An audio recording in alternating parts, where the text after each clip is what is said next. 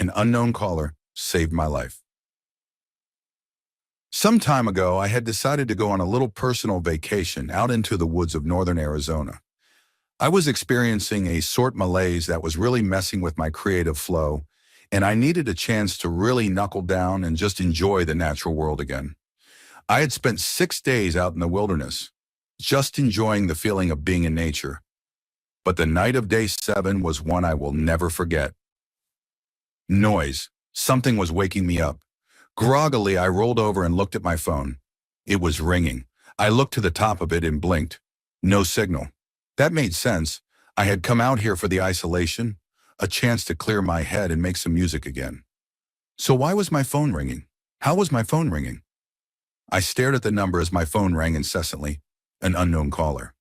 I heaved a tired sigh, swiped to answer, and croaked blearily. Hello? You need to be ready. It knows you're there, and it's already here. It has come for you, came the voice on the other line. Who is this? Who am I speaking to? I asked, the exhaustion beginning to leave my voice. Be ready. It will be there soon. Don't open the door. The line went dead. My phone blinked and the words, signal lost, flashed on the screen. Don't open. I rubbed the sleep from my eyes and wearily watched my phone, waiting to see if it would ring again. I must be losing it, I murmured, placing my phone back on the nightstand and rolling back over to go to sleep. That's when the house thundered. Booming knocks shook the glass of the windows and rattled the glassware. Jesus, fuck! I spun to the door of my room and my mouth dropped. My door was closed, but it was shaking like something was trying to get in. Boom, boom, boom! 3 knocks in short succession thundered against my bedroom door. I didn't remember locking it. The only door I locked was the front. It was the only one I figured I needed to out here. The angered knocking came again, 3 strong blows, and the rattling began anew. It shook the door, and as I watched, I saw the frame begin to crack. My phone rang, and the rattling stopped. Sparing a glance, I snatched it off the nightstand and looked at the number. Unknown caller again. Shakily, I swiped to answer the call and brought the phone to my ear, saying nothing. It knows you're in there. It isn't going to be polite for long. Get under the bed. Hide. Then the line went dead again, signal lost. I looked at the cracking door frame and wasted no time taking this mysterious caller's advice. Quickly, I crawled under the bed and watched. It was only minutes. I knew it was only minutes, but it felt like hours. I stared at the door, terror wrapping its cold arms around my gut. My breathing became ragged as my eyes remained glued to the door. It wasn't moving. There was no knocking. Had the caller been wrong this time? Was it done? Had it just given up? What was it? Questions raced through my skull, each firing out of the cannon of doubt before the next one could be rationalized. Could any of this be rationalized, though? Something had called me up and warned me of something else in my house. Now that something else was just outside my door. I couldn't explain it, but I had this feeling. Like whatever it was that was out there was waiting for me to make a move. Like we were in some kind of terrible chess game. So I watched. I waited beneath that bed for agonizing minutes. The sounds began shortly after that. Soft, scratching noises, almost inaudible from my position. The one my signalless savior alleged would keep me safe. I never let my gaze drift from the door, and I'm glad I kept it there because watching what happened next defied logic. The door itself began to bulge inward. I could hear the wood splintering as the center continued to bubble toward me. Then it exploded. Debris and lethal wooden scrap fired throughout the bedroom. I wasn't spared when this happened.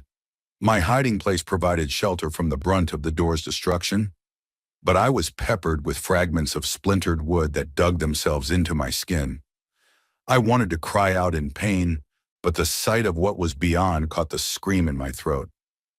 There, standing in the doorway, I saw a pair of feet. Massive legs that must have been at least 3 feet across themselves. But that wasn't the strangest thing. The skin was no tone I had ever seen on a human. It was this mossy green and brown, and the texture was so wooden, like a pair of tree trunks. Slowly, the thing in my doorway ambled its way into my room. I could hear its heavy, ragged breaths like some sort of hunting beast. It was at the foot of my bed. The scent of moss and pine clung heavily to it. But there was another scent I caught as it just stood there. Rot. Death. The pungent odor of decaying meat clung to the creature's wooden legs. I had to cover my nose and mouth to keep from retching as it circled the bed. Was it going to throw it up and pull me out from underneath? Was this monster just waiting for the perfect chance to tear me to shreds? What the fuck was it?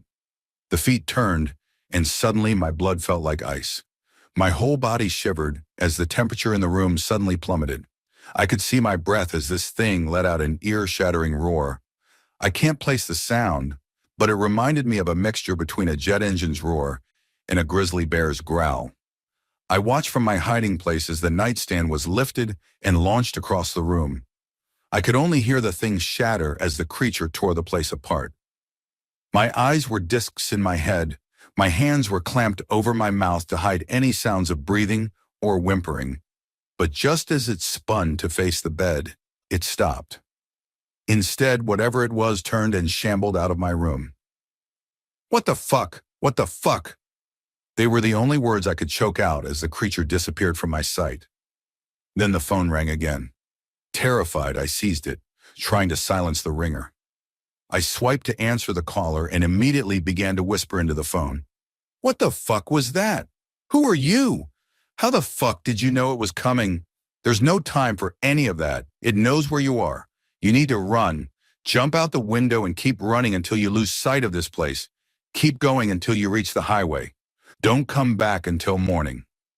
Are you fucking kidding me? That thing is huge. I can't outrun it. You have to. It's the only way you win this. Then the call cut out. Signal lost.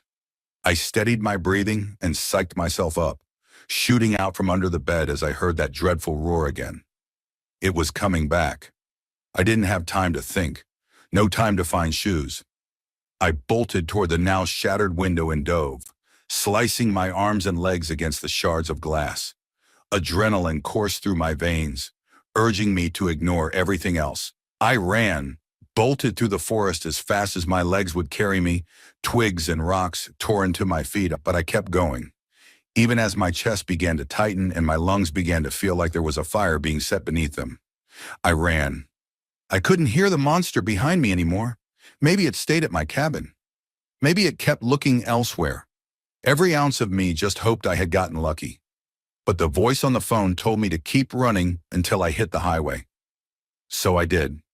I ran through miles of backcountry woods, never stopping, pushing myself far beyond anything I thought I was capable of. Just to get away from whatever the hell that thing was, I could see darkness starting to push its way into my vision. My legs were beginning to feel like they were made of stone.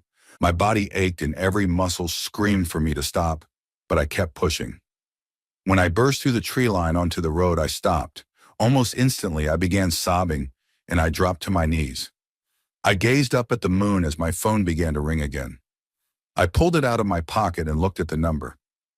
Before I could do anything else, darkness overtook me. I woke the following day in a hospital bed. Apparently, someone had discovered my unconscious and bloody body on the side of the road. The sheriffs had a million questions, none of which I had a good answer for.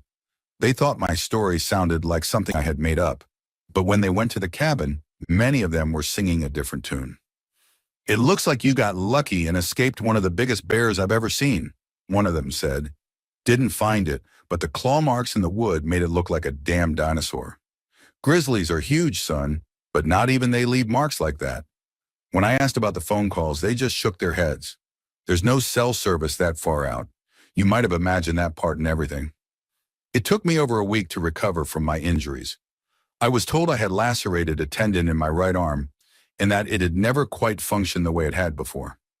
That was the arm I used to play guitar, and to this day, there are still certain notes my fingers just can't quite nail anymore. The day of my discharge, I was given the things that they had found me with and given an escort back to the cabin. The debris was mostly cleaned up by the time I arrived to collect my things, but the damage to the building itself was visible, and the cops were right. Whatever the hell it was that came after me that night must have been massive to leave the marks it did, so deep in the wood. I checked my phone as I crossed the threshold of the house to gather my things inside. No signal. Well, thanks whoever you were, I muttered, gathering what stuff was left after the attack. To this day, I don't know who called me, or what it was that was in that cabin, but frankly, I don't think I want to know.